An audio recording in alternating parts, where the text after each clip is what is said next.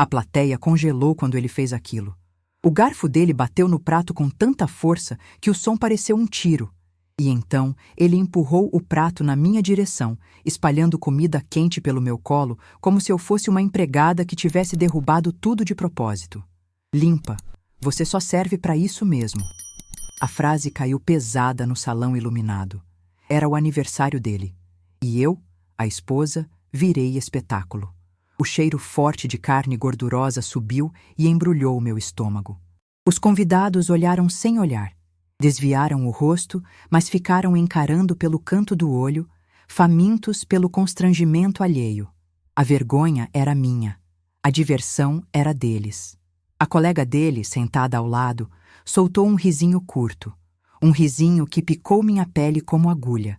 Um risinho de quem sabia que aquilo não era novo. Ele bateu a mão na mesa. Os copos tremeram. Falei para trazer água, não suco. Você não escuta nada, mulher. Não era sobre água. Nunca era. Eu senti minha garganta queimar, mas não chorei. Chorar dava o prazer que ele queria. Chorar era baixar a cabeça. Chorar era confirmar que eu era o alvo fácil que ele moldou ao longo de tantos anos. Ele se levantou, aproximou o rosto do meu com aquele bafo de cerveja misturado com soberba, e disse, alto, claro, para todo mundo ouvir, eu ainda vou ter que te trocar por alguém que preste. O salão inteiro prendeu a respiração. Eu ouvi, ao fundo, o clique discreto de alguém filmando. Ele adorava a plateia. Eu era a piada favorita. A mão dele apertou meu ombro com força demais. Os dedos dele afundaram na minha pele como se quisessem me marcar. Eu sentia a ameaça silenciosa, a posse, o deboche, e então veio o golpe final.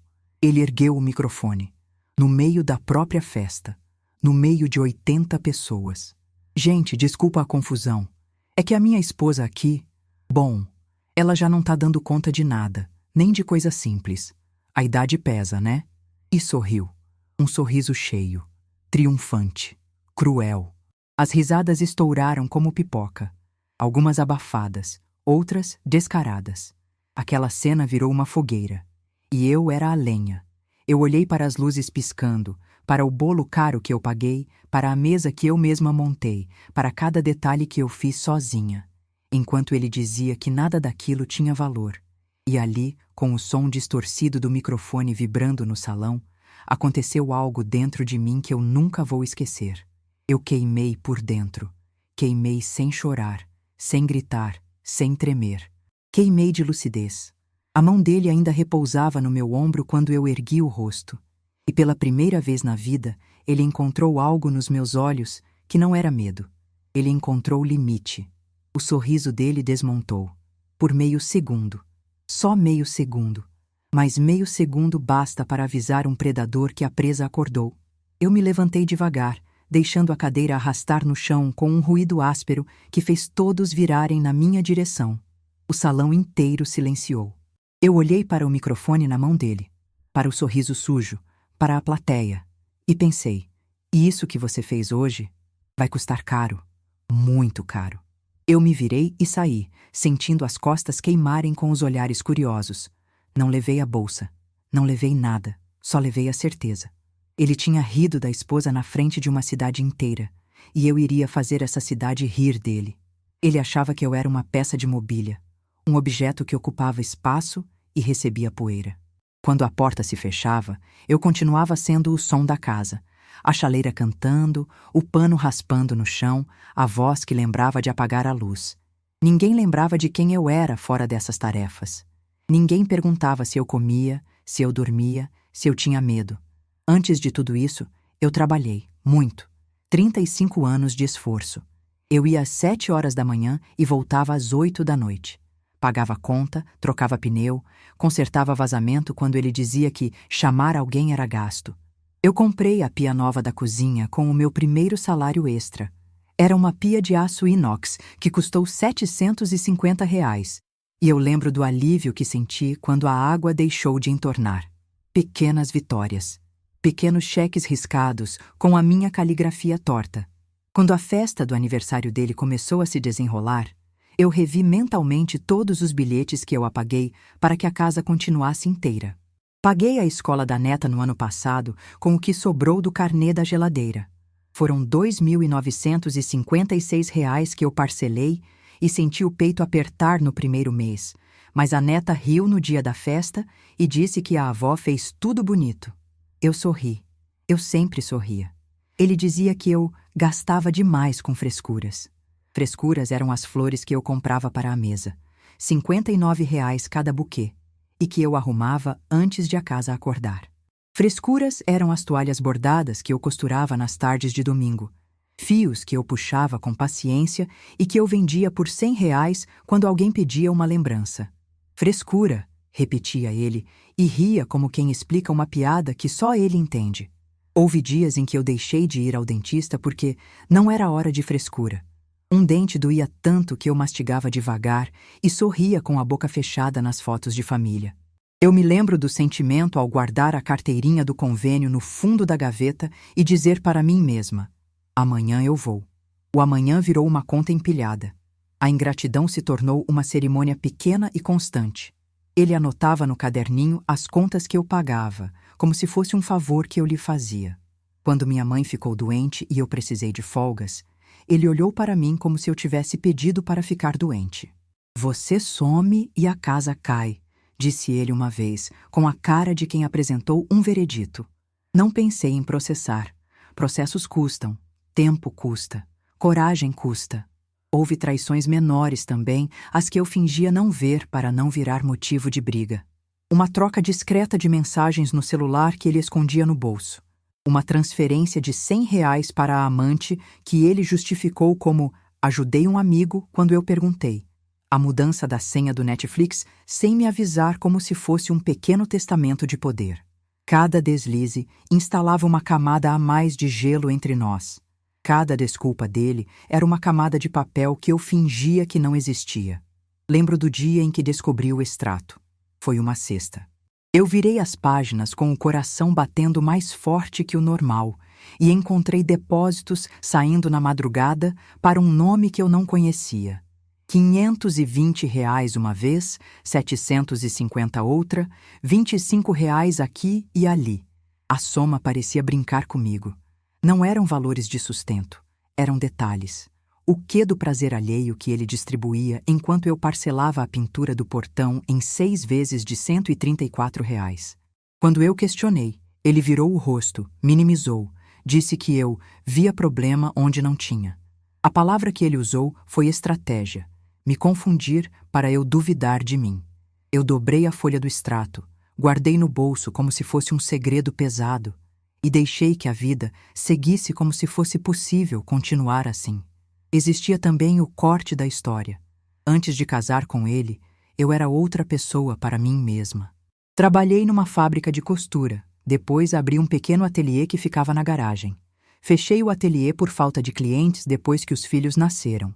Em vez de rosas nas vitrines, coloquei panelas no fogão. Quando precisei recomeçar, meu impulso foi costurar lenços. Vendi os primeiros por R$ 60 e agradeci a reação dos primeiros compradores com um chá servido num pires rachado que eu lavei com cuidado. Ninguém parecia valorizar o trabalho feito com as mãos que cortavam e alinhavam. A casa passou a ser um palco onde eu atuava sem liberdade. Meus passos foram mapeados. Quem podia entrar, quem podia sentar, quantas vezes eu podia reclamar. A privacidade virou moeda de troca. Ele controlava quem vinha me visitar, quem me telefonava. Às vezes ele simplesmente desligava o telefone e dizia: "Eu resolvo aqui", como se ele fosse o único capaz de lidar com o mundo exterior. Quando eu tentava esboçar uma reclamação, ele me respondia com sarcasmo e uma frase que me transformou em espectadora da própria vida. "Você está dramatizando." Dramatizar virou crime silencioso. Os amigos dele começaram a se acostumar com a versão pública do que eu era.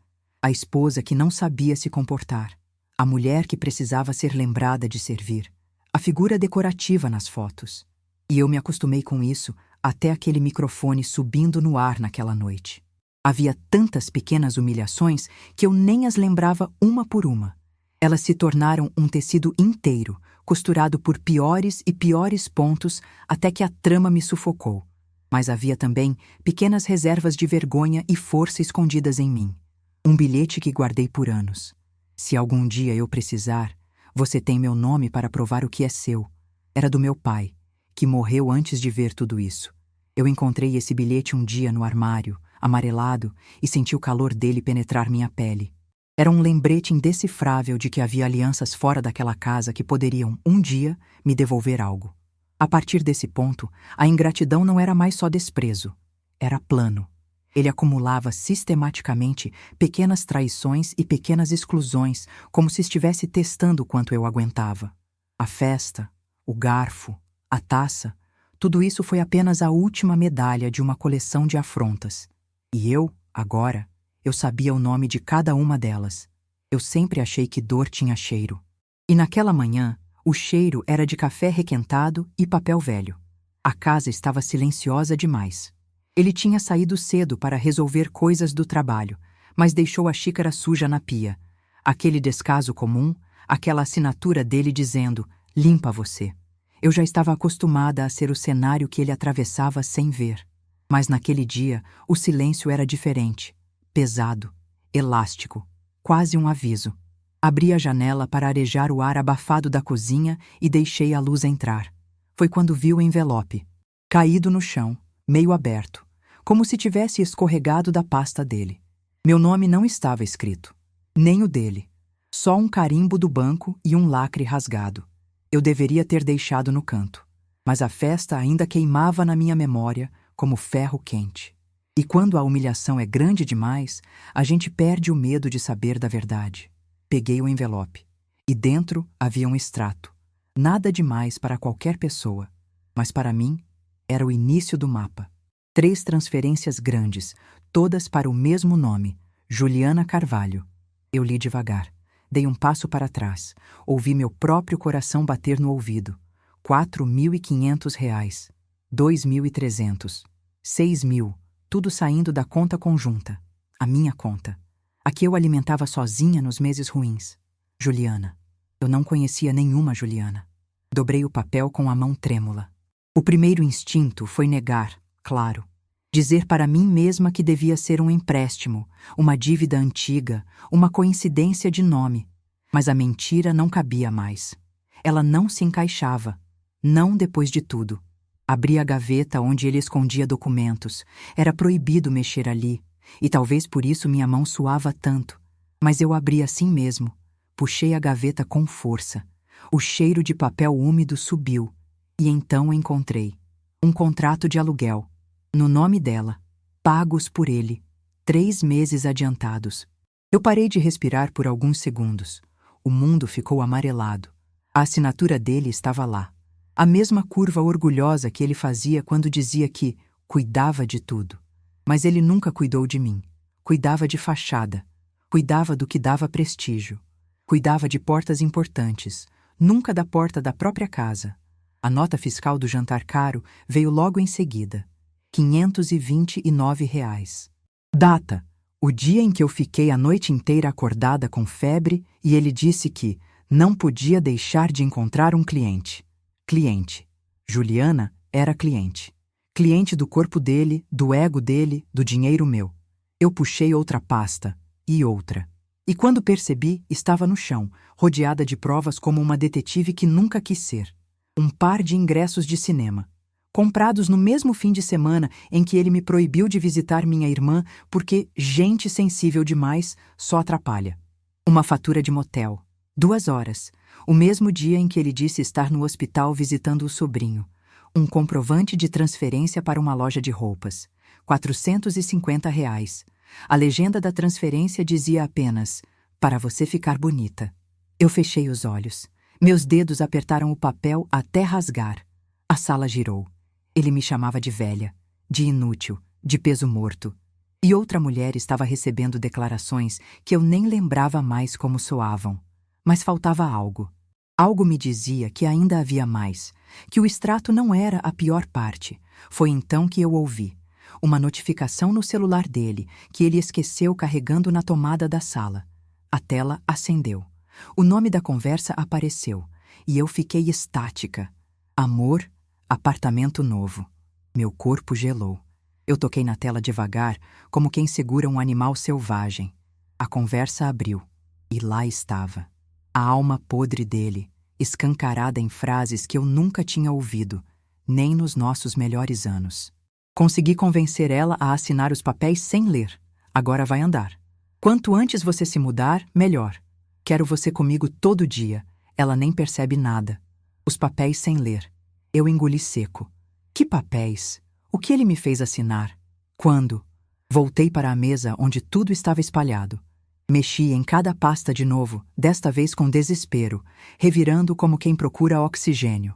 Até que encontrei uma autorização, registrada, com firma reconhecida, no meu nome, cedendo a ele o uso livre da conta conjunta. Todas as movimentações, sem limites, assinada por mim. Eu paralisei. Quando eu assinei isso, olhei a data. 3 meses atrás. O dia em que ele trouxe flores, flores baratas, e me pediu para assinar aqui rapidinho antes de eu sair. Eu estava cortando frango. Ele estava apressado. Eu assinei sem ler, como sempre. Como ele sabia que eu faria. O mundo inteiro desabou dentro de mim. A traição não era só sexual, não era só emocional, era arquitetada, planejada, milimétrica. E eu não era só uma esposa traída, eu era o plano financeiro dele. A humilhação pública da festa, as risadas, o prato jogado, tudo aquilo não era espontâneo. Era coragem. Coragem de quem tem certeza de que já tomou tudo de você e que você não tem mais força para reagir. Sentei no chão. O azulejo frio encostou nas minhas costas, a boca amarga, a vista embaçada. E no meio daquele caos de papéis, mensagens, extratos e mentiras, algo muito simples se formou na minha cabeça. Eu não tinha perdido tudo. Ele tinha esquecido uma coisa. Eu sabia ler. Eu sabia juntar pontas. Eu tinha vivido tempo demais para não reconhecer uma pista quando ela aparecia. Ele achou que estava 2 passos na minha frente. Mas naquele instante, eu percebi. Eu estava vendo o mapa inteiro. E agora, eu sabia exatamente onde atacar. Eu fiquei sentada no chão por longos minutos, as costas encostadas no azulejo frio, as provas espalhadas ao meu redor como destroços de um avião que caiu bem no meio da minha cozinha. A mulher que entrou naquele casamento, achando que amor era paciência, estava morta ali, mortinha, queimada por dentro, carbonizada pelo desprezo dele. E quando a mulher morre, sobra outra, a que nasce da raiva, da fome, da lucidez. Eu levantei devagar. Cada movimento parecia reprogramar meu corpo, como se eu estivesse encaixando a coluna num trilho que nunca foi meu, mas que eu sempre soube que existia. Peguei cada papel e coloquei sobre a mesa, numa ordem que fazia sentido para mim. Extratos, conversas, notas fiscais, contrato, autorização fraudada com minha assinatura arrancada de mim por gentileza falsa. Eu olhei para tudo aquilo e tive certeza absoluta. Ele não só me traía, ele me substituía, me descartava, me enterrava viva enquanto sorria para a amante. E o pior, ele achava que eu não faria nada. Ele achava que eu era pequena, que eu era mole, que eu era fraca, que eu era velha. Mas eu não era velha, eu era experiente. E agora, perigosa. A indignação veio como um sopro quente dentro do peito. Depois virou um incêndio. E quando chegou nas mãos, virou precisão. Eu arrumei tudo numa pasta. Vesti uma roupa limpa. Prendi o cabelo com firmeza.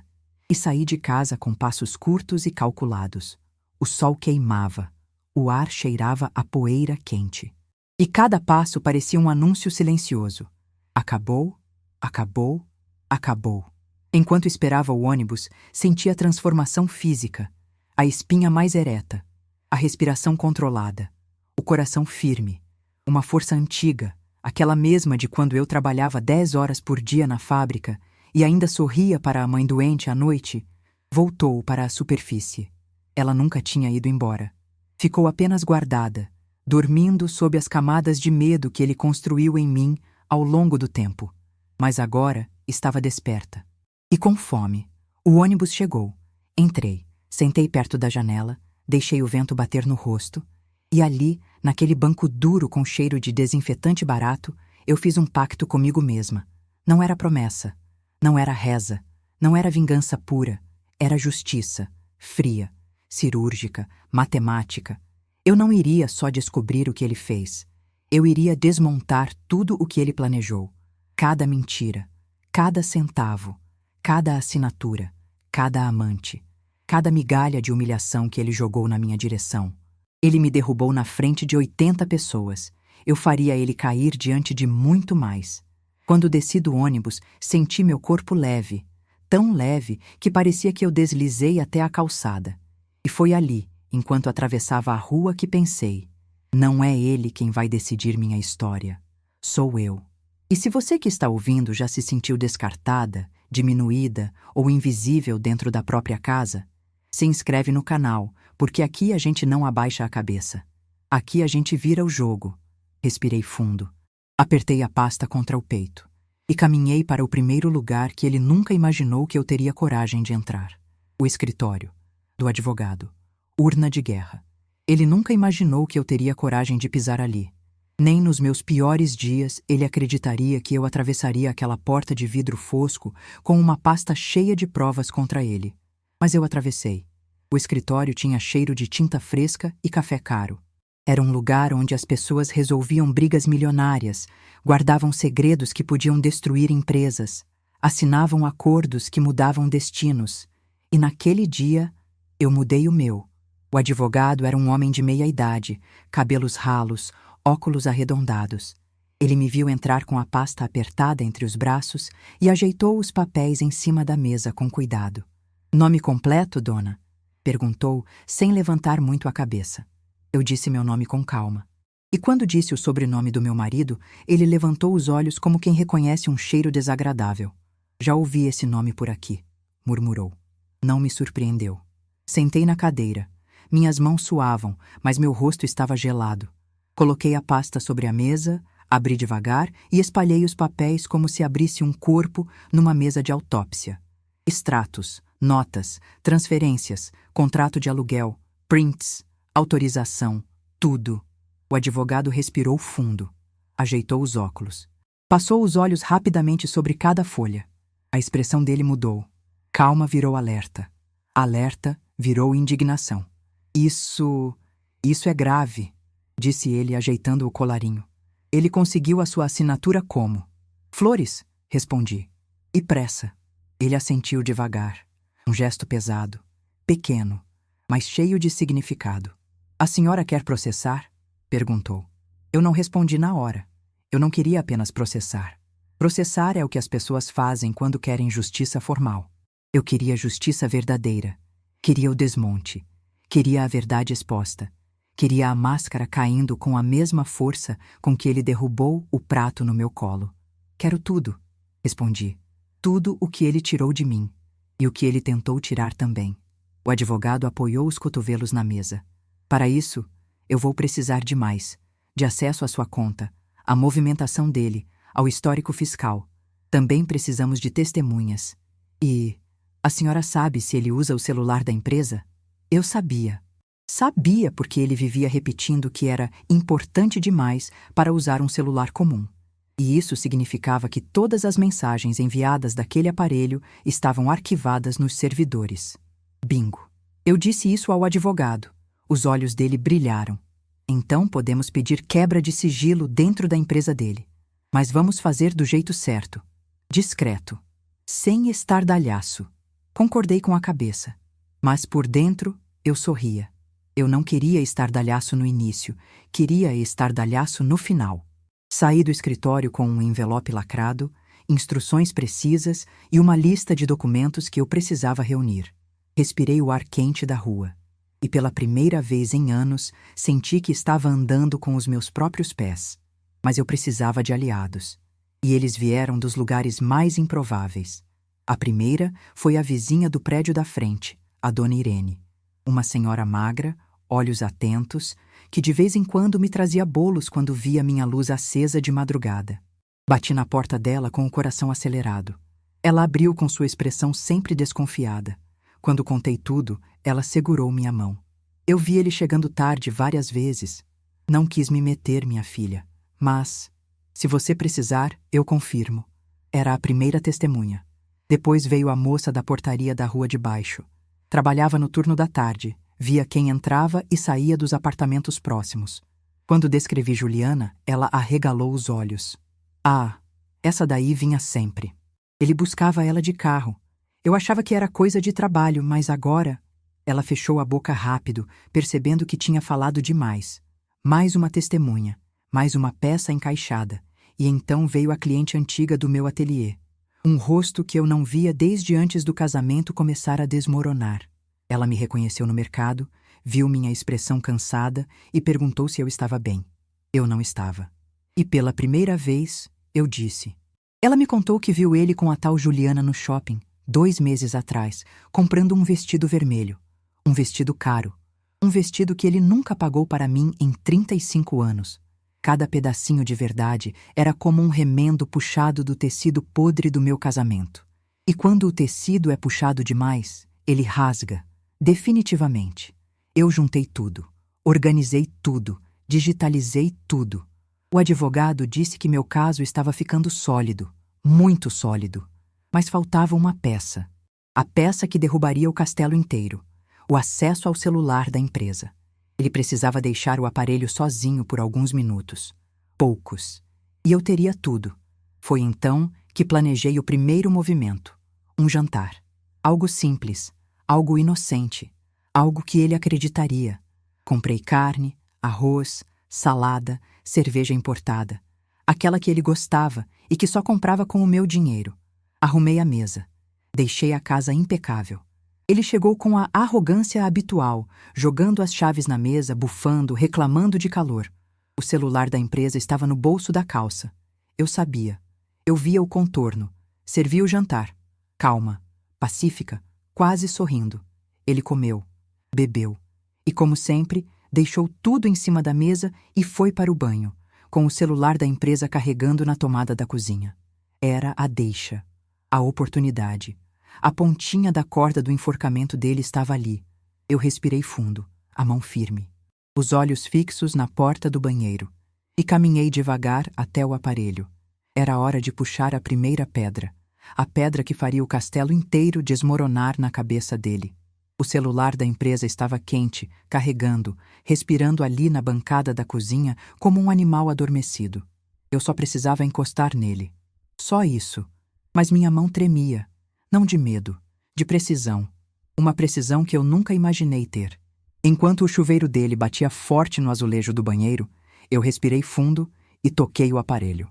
A tela acendeu. Sem senha. Ele confiava demais na própria impunidade. O universo às vezes dá pequenos presentes assim. Conectei no cabo que o advogado tinha me dado. Em segundos, os arquivos começaram a ser copiados para o dispositivo externo escondido no meu bolso. Um progresso silencioso, frio, cirúrgico. E a água continuava caindo no banheiro, abafando qualquer som que pudesse me denunciar. Quando terminou, desliguei tudo com a mesma delicadeza com que se toca um copo de cristal caro. Coloquei o celular exatamente onde estava, nenhum milímetro fora do lugar, e voltei para a mesa como se nada tivesse acontecido. O chuveiro desligou. O mundo voltou ao normal. E eu, pela primeira vez, não tinha medo do normal. Naquela noite, eu dormi de um jeito diferente. Não era sono, era vigília. Um estado de alerta confortável. Como se minha mente estivesse mais acesa do que o corpo. E pela primeira vez em muitos anos, eu acordei com a sensação de que eu tinha controle. O início da minha transformação não foi físico, foi mental. E dói dizer isso, mas eu não sabia mais quem eu era até aquele momento. Eu me reconheci ali, sentada na cama, cabelo preso, pasta organizada, o pendrive com os arquivos queimando no bolso da bolsa, como se fosse uma arma carregada.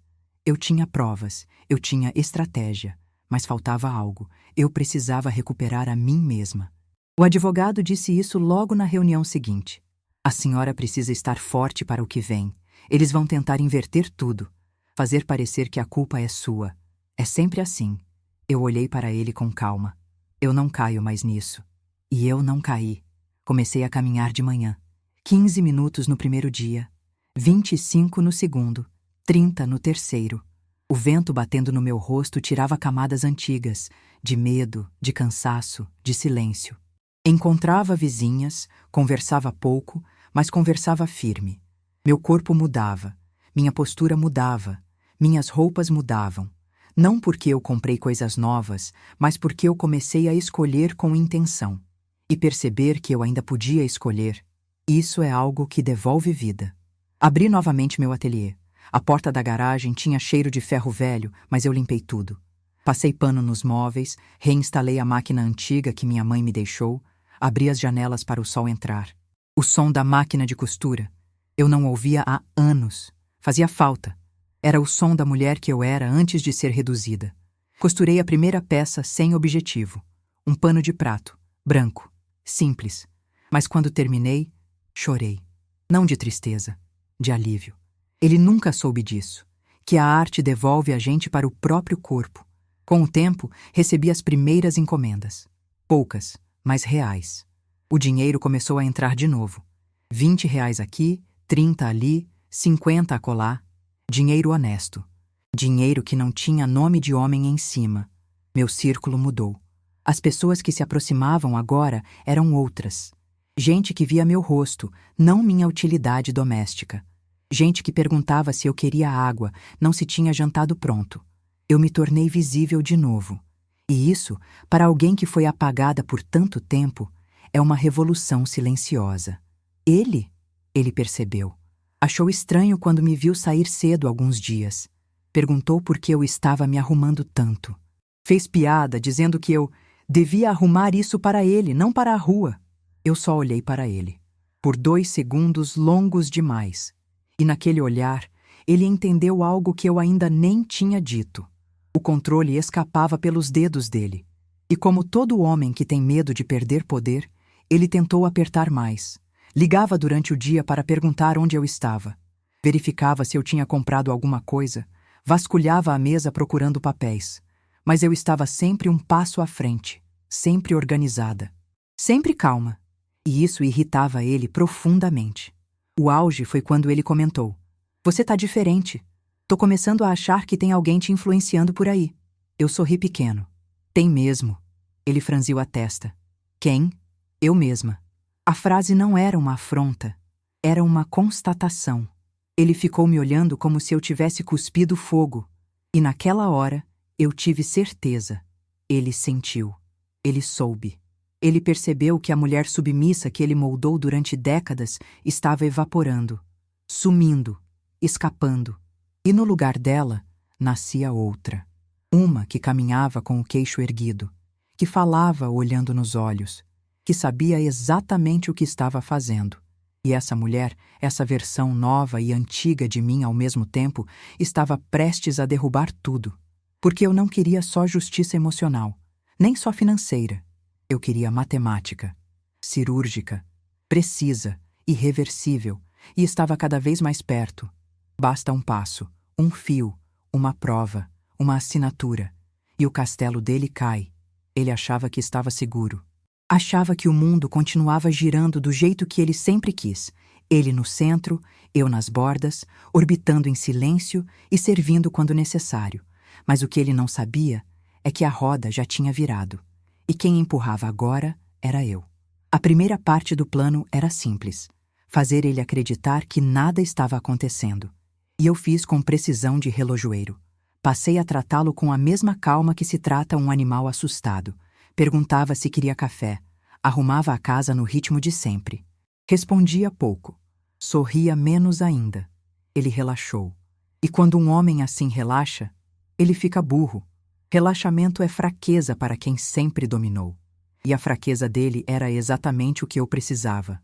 Depois do advogado ter analisado todo o conteúdo do celular da empresa, áudios, fotos, conversas, localizações, comprovantes, nós montamos 3 frentes simultâneas. Primeira, coletar registros oficiais. Segunda, garantir testemunhas. Terceira, cercar ele legalmente sem que ele percebesse. Mas a 4ª frente, essa ele nunca imaginaria. A vingança criativa. A parte que faria o público dele ver quem ele realmente era. Eu comecei pela rotina dele. Ele saía do trabalho às 6 horas. Às vezes fingia que ficava até mais tarde, mas eu já sabia exatamente onde ele estava às 8 da noite. Na porta do prédio da amante, fingindo ligar para um cliente. Eu tinha registros, eu tinha prints, eu tinha datas. E agora eu tinha testemunhas também. A moça da portaria me avisava sempre que ele aparecia. Eu anotava tudo em um caderno azul, com horário, com placa do carro, com descrição da roupa dela, com a hora que ele saía. Tudo milimetricamente organizado. Enquanto isso, em casa, ele continuava fingindo que nada acontecia. Pedia janta, pedia ajuda com documentos, pedia para eu passar camisa. E cada vez que ele pedia algo, eu via o castelo balançando. Até que a parte essencial do plano chegou. A preparação para o dia do tombo. O advogado montou um dossiê de 48 páginas. 48. Com tudo. Mensagens, conversas, extratos, comprovantes, prints, fotos, áudios, testemunhas, horários, mapas, localizações. Era um mapa do crime conjugal dele. Um mapa perfeito. Eu imprimi 3 cópias. Uma para mim, uma para o advogado e uma estava guardada para o show final. Mas não bastava destruir ele no tribunal. Eu queria destruir a imagem. A farsa. O personagem que ele vendia para o mundo como marido exemplar. E foi aí que a parte criativa entrou. Eu contratei, anonimamente, o serviço de uma empresa que cria vídeos comemorativos para aniversários e eventos. Pagam-se R$ 250, mandam fotos e vídeos e eles editam tudo como se fosse uma homenagem emocionante. Eu mandei. Mas não mandei fotos nossas. Mandei prints, mandei áudios, mandei conversas com a amante, mandei comprovantes de motel.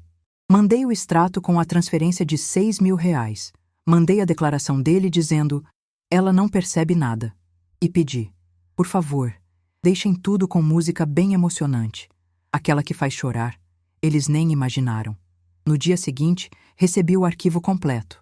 Um vídeo de 5 minutos com transições lindas, efeitos suaves, flores subindo pela tela. E a verdade dele exposta como um outdoor luminoso. Guardei no pendrive vermelho. O pendrive que ficaria famoso. Mas eu não podia mostrar ainda. Não era hora. A vingança precisa cozinhar no fogo certo. Enquanto isso, eu continuava minha vida. Andava, costurava, vendia meus panos, me fortalecia. E ele continuava achando que estava no controle. Até que chegou o momento em que o advogado me ligou com a voz firme. Tudo pronto, podemos acionar. Assim que a senhora der o sinal, a bomba cai. Eu desliguei o telefone com as mãos calmas.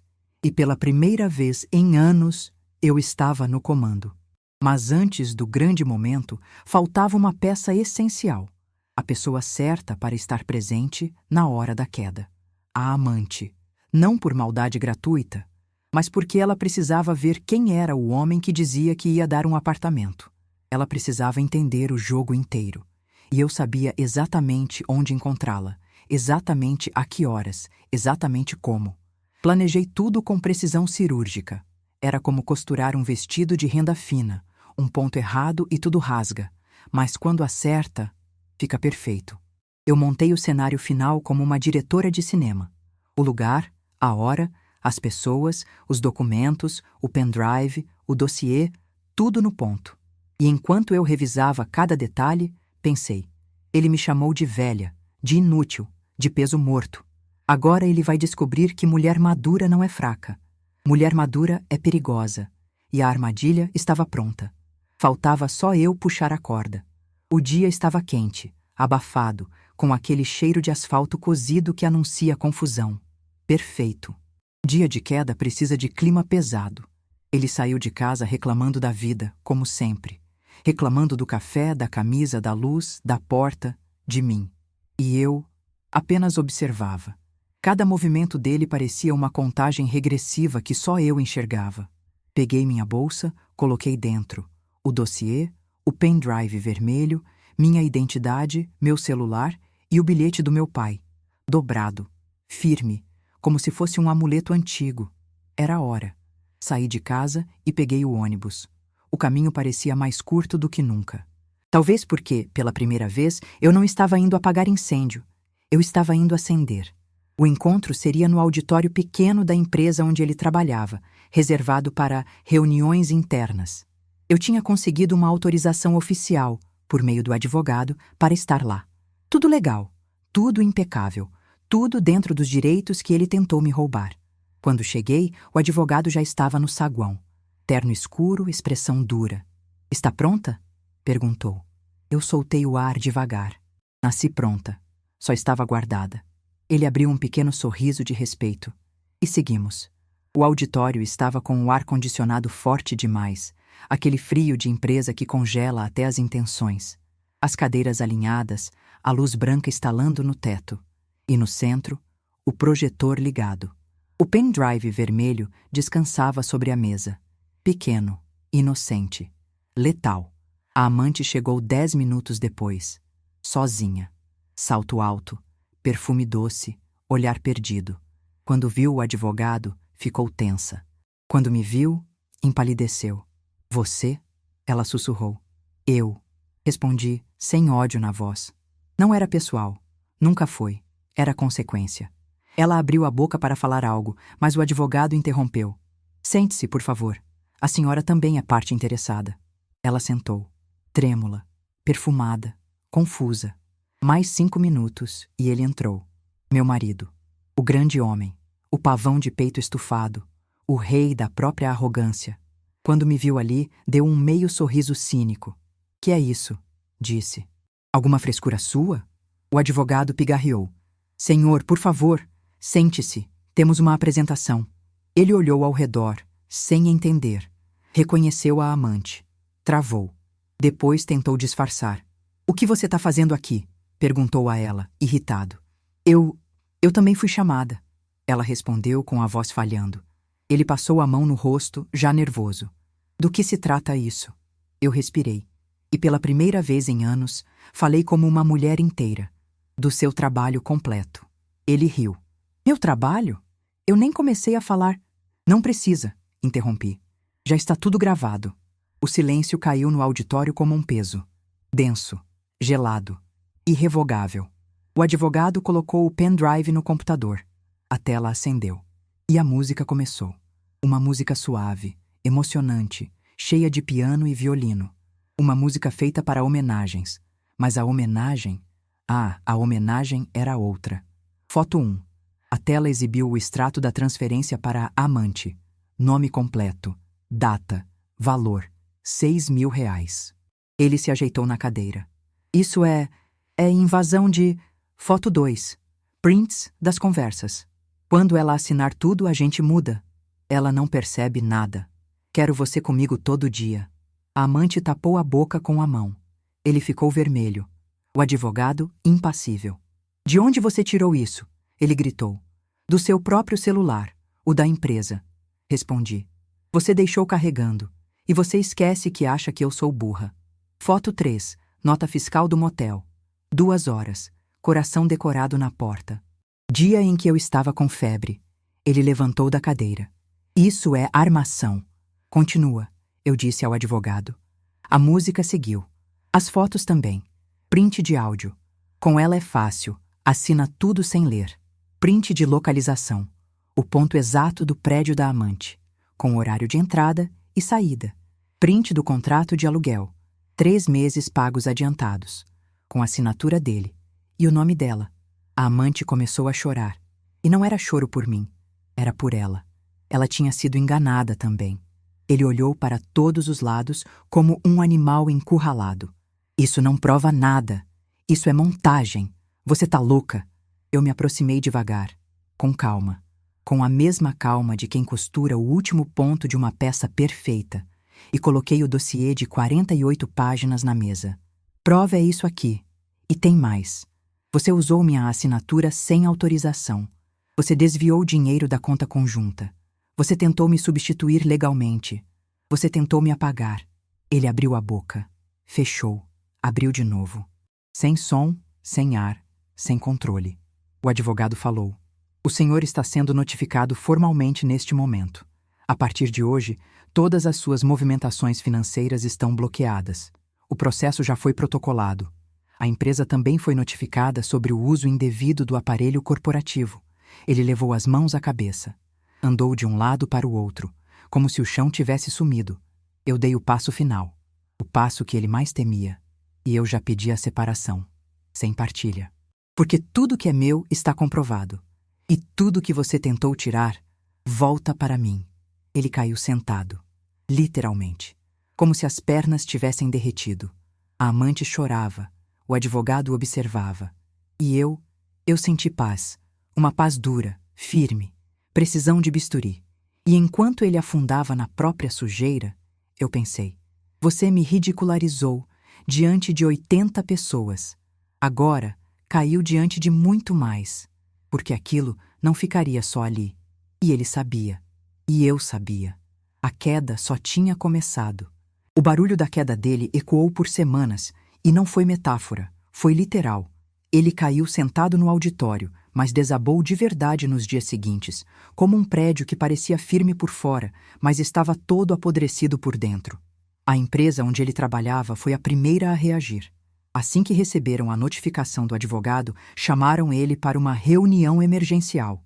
Eu não estava lá, mas o advogado me ligou logo depois. Demissão por justa causa. Uso indevido de aparelho corporativo. Desvio de informações. Conduta antiética. E mais algumas coisas que eles não quiseram detalhar. Eu não sorri. Não pulei. Não comemorei. Apenas senti a justiça encaixando nos trilhos. Sem emprego, o castelo dele começou a ruir mais rápido do que eu esperava. A amante, Juliana, desapareceu. De um dia para o outro, sumiu do prédio, apagou fotos, bloqueou tudo. Descobriu o que precisava descobrir. E fugiu antes de cair junto. Mas o estrago já estava feito. O contrato do apartamento estava no nome dela. E como ele pagou com dinheiro da nossa conta conjunta, o advogado tomou uma decisão clara. Vamos pedir ressarcimento total, cada centavo, documento por documento. E assim fizemos. Enquanto isso, ele tentava voltar para casa. Bateu na porta 2 vezes. Eu não abri. Na terceira, apareceu com voz baixa, quase sumida. Vamos conversar. Você está exagerando. Eu estava confuso. Eu desci as escadas com o telefone na mão. A partir deste momento, eu disse, olhando diretamente nos olhos dele, qualquer tentativa de contato fora das vias legais será registrada como assédio e descumprimento de liminar. Ele empalideceu. E eu fechei o portão devagar, sem pressa, com precisão. Na semana seguinte, veio a decisão provisória do juiz. A conta conjunta foi congelada. E ao analisar o extrato, o magistrado declarou: há indícios robustos de uso indevido dos recursos da requerente. Indícios robustos. Que frase bonita quando se está do lado certo.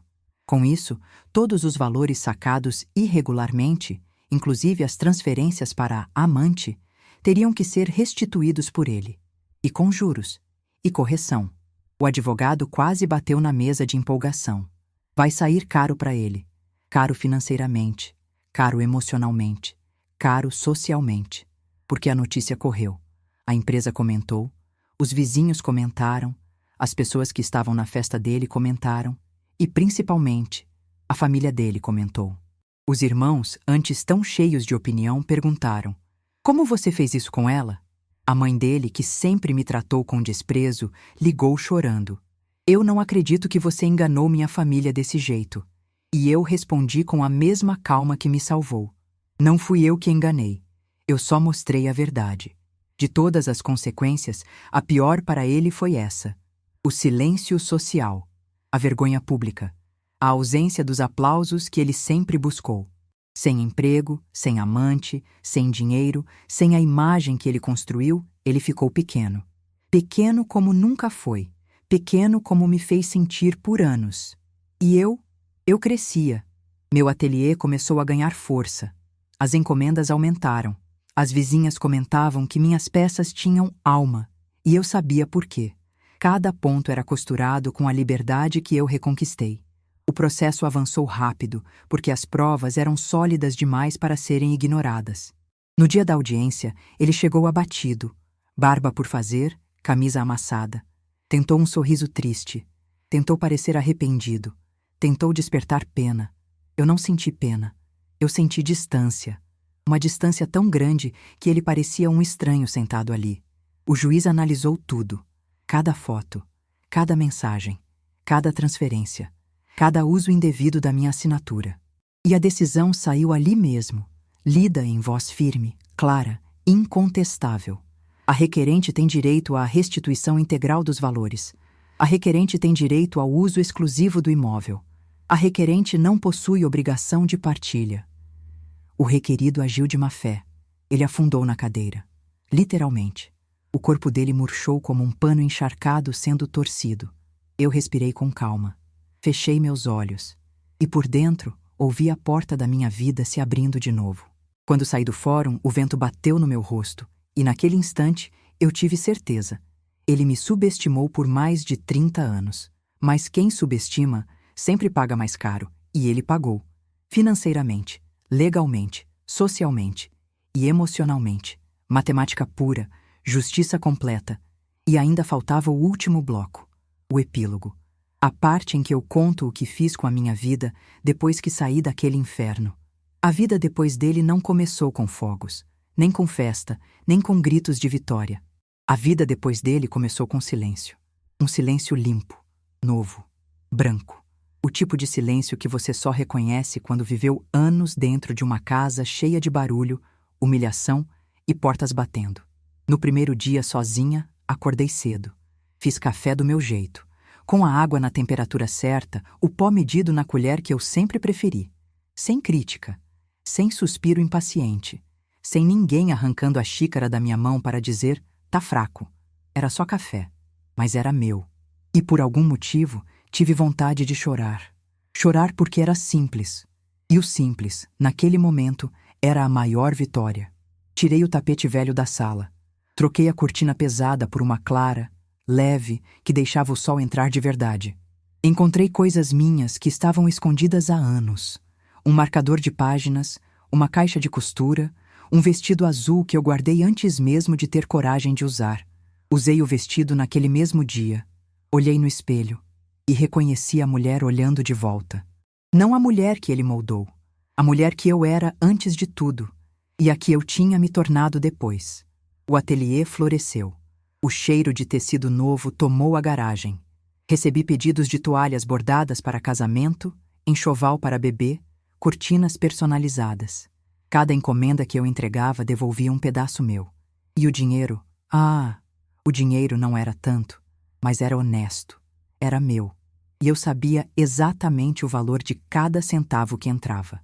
Valor diferente daqueles que ele gastava às escondidas. O processo foi concluído em menos de 3 meses. Rápido, certo, direto. A restituição caiu integralmente na minha conta. E pela primeira vez em muitos anos, eu não tremi ao olhar o extrato. Eu sorri. Com parte do dinheiro, reformei a casa. Pintei as paredes de cores claras. Troquei os azulejos da cozinha.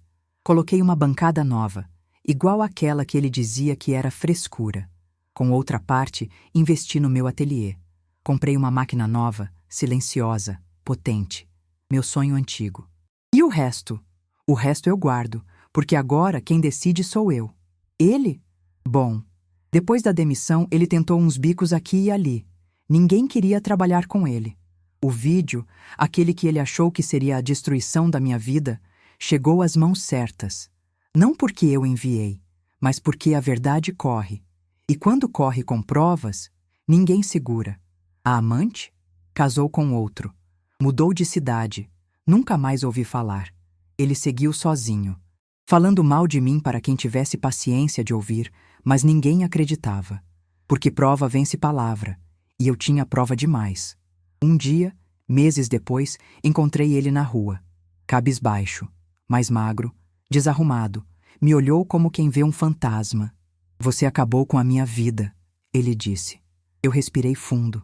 Olhei de cima a baixo e respondi com a maior verdade que já saiu da minha boca. Eu só tirei de você o que você roubou de mim. Virei as costas e não olhei para trás. Hoje minha casa é leve, meu ar é limpo, meu peito é meu e minha vida finalmente cabe na minha mão, não na mão de um homem que tentou me apagar. Abro o ateliê todo dia às 7 horas, costuro ouvindo música, atendo clientes com sorriso e fecho quando quero, não quando alguém determina. A mulher que ele tentou diminuir virou a mulher que ele mais teme, a que levantou sozinha, a que se refez, a que venceu, a que nunca mais será calada. E se você chegou até aqui me ouvindo, Se em algum momento se viu dentro da minha história, se já sentiu o gosto amargo de ser desrespeitada, traída ou descartada, comenta aqui embaixo o que você teria feito no meu lugar. Quero saber. Quero ouvir. Quero que a sua voz exista. E se quiser mais histórias de mulheres que viraram o jogo, se inscreve no canal. Aqui ninguém sofre em silêncio. Aqui a gente devolve na mesma moeda e sempre com juros. Obrigada por me ouvir. Obrigada por ficar até o fim. E obrigada por existir. Porque mulher que escuta outra mulher é mulher que nunca mais se deixa apagar.